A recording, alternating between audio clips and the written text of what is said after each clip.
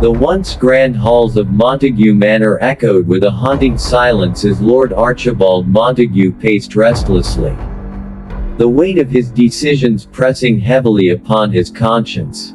In the wake of their ill-fated pact and the forbidden ritual with Dracula's blood, Montague, Sir Reginald Hawthorne, and Dr. Edmund Sinclair found themselves ensnared in a waking nightmare, a relentless barrage of supernatural phenomena that threatened to unravel their sanity and shatter their fragile grip on reality. It began with whispers, faint, insidious murmurs that slithered through the corridors of their minds like serpents coiling around their thoughts. Montague, ever the rationalist, dismissed them as figments of an overactive imagination. The lingering echoes of guilt and remorse that plagued him in the quiet hours of the night. But as days turned into weeks, the whispers grew louder, their words twisted into sinister taunts that mocked his arrogance and hubris. Hawthorne, haunted by memories of battles long past and the savage impulses that had begun to stir within his soul, sought solace in the solitude of the countryside.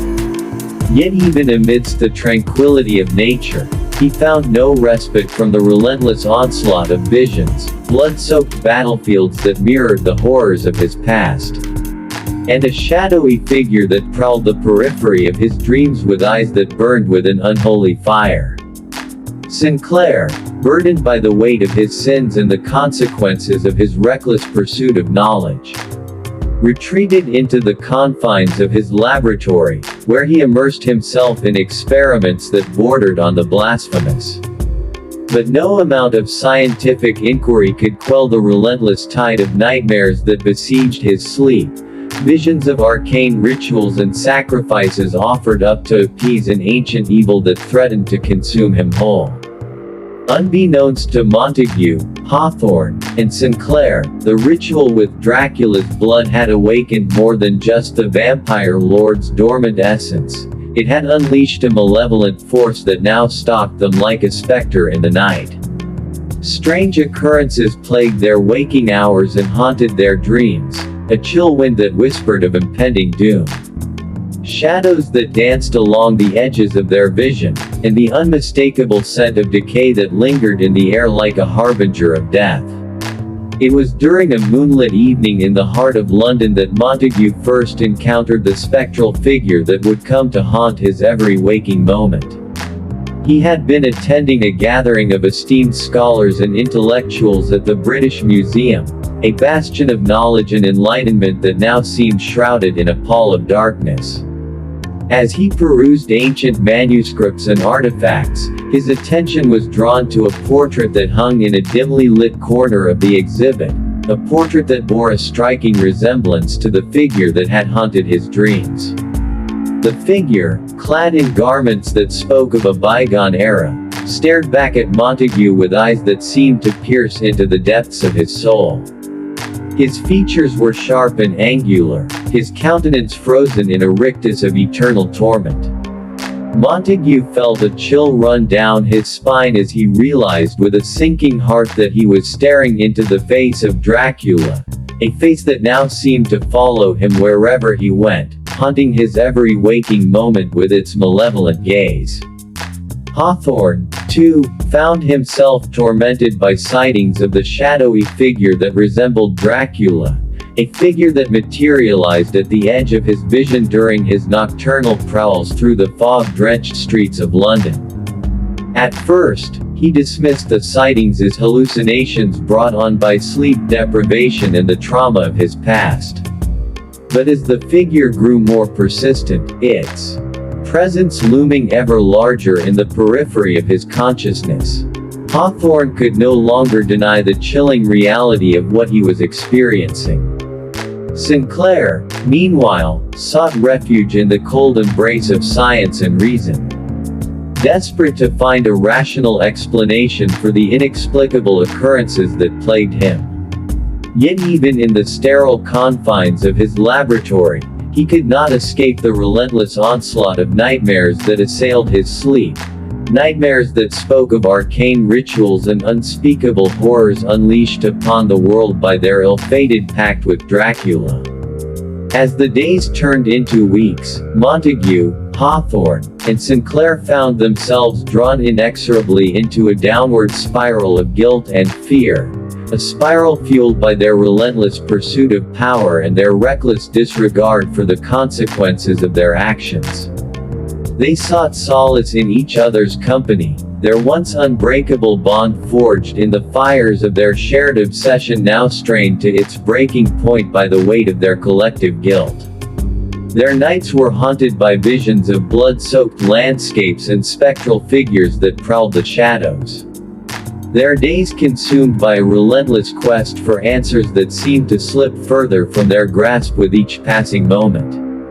The boundaries between reality and nightmare blurred, as they struggled to distinguish between the malevolent influence of Dracula's essence and the darker impulses that lurked within their own hearts. But amidst the chaos and despair, a glimmer of hope remained, a flicker of humanity that refused to be extinguished. Montague, Hawthorne, and Sinclair clung to this flicker with desperate determination. Their souls entwined in a battle for redemption against an adversary whose hunger for dominion knew no bounds. Yet as the shadows lengthened and the echoes of their guilt grew louder, they could not shake the chilling certainty that their pact with Dracula had awakened forces beyond their control, forces that threatened to consume them whole in a maelstrom of darkness and regret. Montague Manor stood cloaked in darkness, its once imposing facade now a mere shadow of its former glory.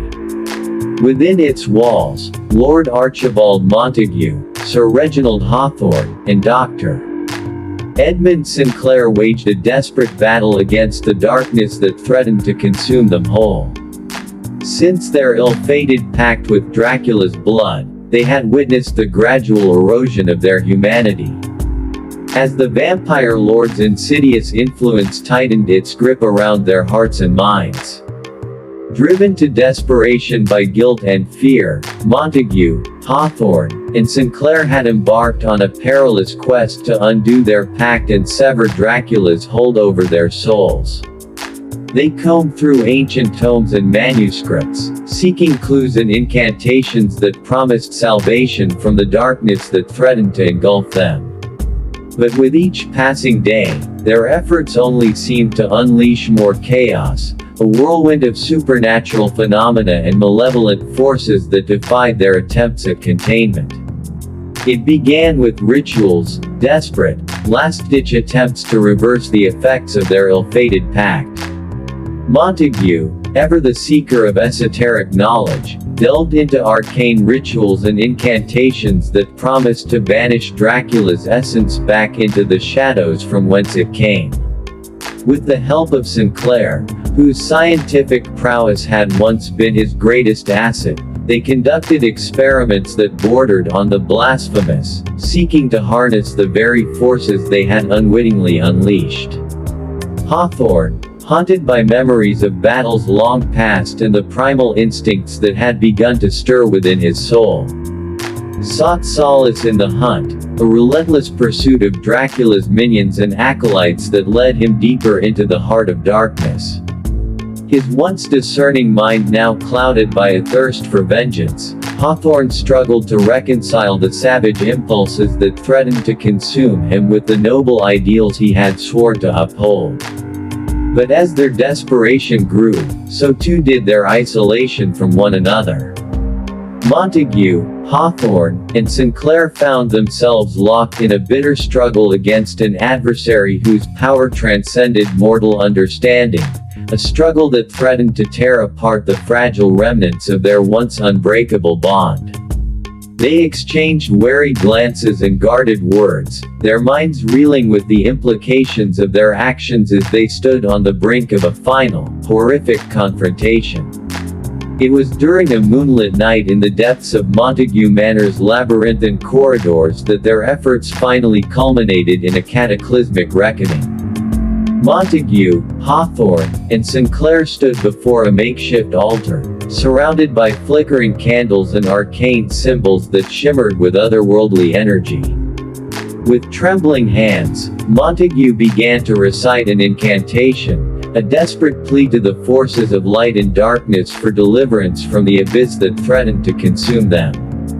But as the incantation reached its crescendo, a chill wind swept through the chamber, carrying with it the unmistakable scent of decay and corruption. Dracula, the ancient vampire lord whose essence they had unwittingly awakened, materialized before them with a predatory grace that sent a chill down their spines. His eyes burned with a malevolent hunger as he surveyed Montague, Hawthorne, and Sinclair with a mixture of amusement and disdain. Fools! Dracula's voice was a seductive melody laced with malice, his words echoing through the chamber like a death knell. Did you truly believe that you could undo what has been done? That you could banish me back into the shadows from whence I came? Montague, his voice trembling with a mixture of fear and defiance, raised his gaze to meet Dracula's piercing stare. We sought only to rid ourselves of your influence, to reclaim our humanity from the darkness that has consumed us. Hawthorne, his jaw clenched with determination, stepped forward with a steely resolve. We will not be your puppets any longer, Dracula. We will fight you, no matter the cost. Sinclair, his voice tinged with desperation, brandished an ancient artifact, a relic of untold power that pulsed with a dim inner light. This ends here, Dracula. We will destroy you and free ourselves from your grasp. But Dracula's laughter echoed through the chamber, a sound that sent shivers down their spines and chilled them to the marrow of their bones. You cannot destroy me, mortals. You have already become part of me, the darkness that resides within your own hearts. You sought power, and now you shall have it, for all eternity. With a wave of his hand, Dracula unleashed a wave of supernatural energy that sent Montague, Hawthorne, and Sinclair reeling backwards. Shadows danced along the walls, twisting and writhing with a life of their own as the very foundations of Montague Manor trembled beneath the weight of their final, horrific confrontation. In a desperate bid for survival, Montague, Hawthorne, and Sinclair fought back with all the strength and resolve they could muster. Spells and incantations clashed with primal fury and unyielding determination as they sought to overcome the ancient vampire lord whose hunger for dominion knew no bounds. But with each passing moment, the darkness within them threatened to overwhelm their fragile humanity, driving them to the brink of madness and despair. As the battle raged on, Montague, Hawthorne, and Sinclair found themselves confronted with the true cost of meddling with dark forces beyond their comprehension. Their bodies, once vessels of intellect and reason, now trembled with a power that defied mortal understanding, a power that threatened to consume them whole if left unchecked. They exchanged desperate glances and weary smiles, their souls entwined in a struggle for redemption against an adversary whose malevolent influence knew no bounds. But amidst the chaos and despair, a flicker of hope remained, a glimmer of humanity that refused to be extinguished. Montague, Hawthorne, and Sinclair clung to this flicker with desperate determination, their voices raised in defiance as they faced their final, horrific confrontation with the ancient vampire lord whose essence they had unwittingly awakened. The morning sun crept over the horizon, casting a pale light on the carnage that had unfolded in the small village. The battle against Dracula had been fierce, and while the villagers had managed to defeat the Dark Lord, the cost was high. Bodies lay strewn across the ground, and those who survived the night were left scarred, both physically and mentally. Among the survivors were Jonathan Harker, Nina, and a handful of villagers who had joined the fight.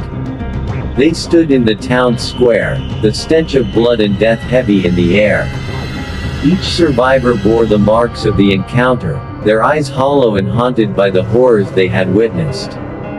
Jonathan Harker's once vibrant eyes were now dulled with the weight of his experiences. He had come to the village seeking to end Dracula's reign of terror, but the victory felt hollow. He had lost friends, and the blood of the innocent stained his hands. The taste of Dracula's blood, a bitter reminder of his close encounters with the vampire, lingered on his lips. Jonathan knew that he would never be free of the nightmares that now plagued his sleep. Mina, too, was deeply affected. Though she had been saved from becoming one of Dracula's brides, the ordeal had left her shaken. She could still feel the cold touch of Dracula's fingers on her skin, hear the seductive whisper of his voice in her ears. The taste of his blood, which she had been forced to ingest, haunted her. It was a poison that tainted her every meal, a reminder of the darkness that had almost consumed her. Mina resolved to channel her trauma into something positive, dedicating herself to helping other victims of the supernatural. The villagers who survived the night carried their own burdens. They had lost family members and friends, their homes and livelihoods destroyed. Each bore physical scars, bite marks, scratches, and burns, but it was the mental scars that ran deepest. They had been thrust into a world of nightmares, where the line between reality and horror blurred. The taste of Dracula's blood, which many had encountered in their desperate fight for survival, left an indelible mark on their psyche. Father Anselm, the village priest, emerged from the church where he had spent the night praying for deliverance. His faith had been tested, and though he had not taken up arms, he had provided solace and guidance to those who had. The taste of Dracula's blood was not physical for him, but a metaphorical taint on his soul. He had seen the evil that men could do under the influence of darkness, and it was a burden he would carry for the rest of his days. Father Anselm vowed to rebuild the village and strengthen the faith of his flock, ensuring they would be better prepared should darkness ever return. As the days turned into weeks, the survivors began the arduous task of rebuilding their lives. The village was slowly reconstructed, but the scars remained. Jonathan and Mina decided to stay and help with the reconstruction, their shared trauma forging an unbreakable bond between them. They worked alongside the villagers, their efforts a form of penance for the lives lost and a testament to their resilience. The psychological trauma of tasting Dracula's blood manifested in various ways. Nightmares were common, with survivors waking up in cold sweats, the vampire's face looming in their minds. Some developed an aversion to red foods and drinks, the color reminding them too much of the blood they had tasted. Others became hypervigilant, constantly on edge, fearing the return of the vampire or some other unseen threat. Recognizing the need for psychological support, Mina and Jonathan helped establish a small clinic where survivors could receive counseling. They brought in doctors and therapists from nearby towns, understanding that healing the mind was as important as healing the body. Group therapy sessions became a cornerstone of the community, allowing survivors to share their experiences and support one another. The battle against Dracula left a lasting legacy on the village. Annual memorials were held to honor the fallen, and stories of the brave fight were passed down through generations. The taste of Dracula's blood became a symbol of the village's resilience and strength, a dark chapter that highlighted their ability to overcome even the most terrifying of evils. Despite the darkness of their past, there was a glimmer of hope for the survivors. They had faced unimaginable horror and emerged victorious. While the taste of Dracula's blood would forever haunt them, it also served as a reminder of their courage and the bonds they had formed in the face of adversity. The village stood as a testament to the human spirit's ability to endure and triumph over evil. The survivors of Dracula's reign of terror carried their scars with them for the rest of their lives. They were forever haunted by the taste of Dracula's blood, a bitter reminder of the darkness they had faced. Yet, in their shared suffering, they found strength and unity. The village rebuilt itself from the ashes, stronger and more resilient, a beacon of hope in a world where darkness still lurked in the shadows. And though the nightmares never fully faded, the survivors learned to live with their past, using it to forge a brighter future.